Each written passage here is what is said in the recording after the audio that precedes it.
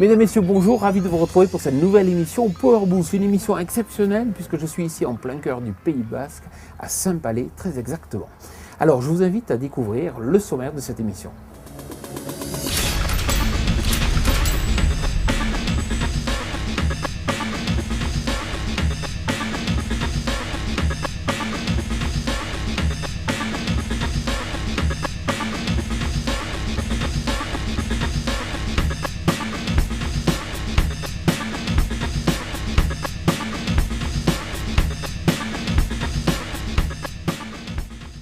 Guy Taffer, bonjour. Bonjour. Alors ici, je suis dans un restaurant ou dans une concession? Eh bien, dans les deux.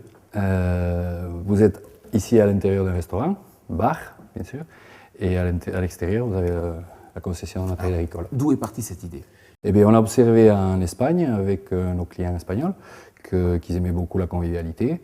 Et donc, on s'est rendu compte que c'était important dans les affaires avec eux, surtout avec les marchands. Sans plus tarder, je vous invite à retrouver notre rubrique Les News en partenariat avec le journal Machinisme Actualité.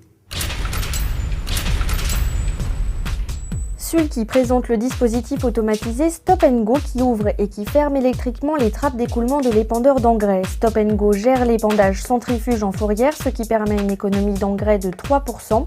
Il peut aussi fonctionner par géopositionnement au moyen d'une antenne GPS liée à une barre de guidage. Stop & Go équipe notamment la gamme Sulky X1244. L'offre en semoir tracté Speedliner de Kuhn se complète avec cette version EC, particulièrement destinée aux régions de polyculture. Ce modèle se démarque avec sa compacité tout en offrant une nouvelle autonomie de 2500 litres. La mise en terre de la semence s'effectue par l'intermédiaire d'un double disque semeur décalé et monté sur un parallélogramme.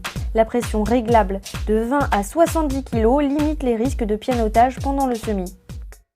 Guy, je vois que vous avez construit une salle de réunion au sein même de la concession. Quelle année l'utilisation? On s'en sert pour faire de la formation au sein de la concession et avec nos différents constructeurs avec qui on travaille, avec tous les fabricants. Ça nous permet avec le vidéoprojecteur de passer des films et compagnie. Et de temps en temps aussi, on la loue au public. D'accord. Nous allons retrouver Jean-Jacques Biteau qui se trouve sur la station-service de la concession et qui va faire un point sur la consommation des tracteurs.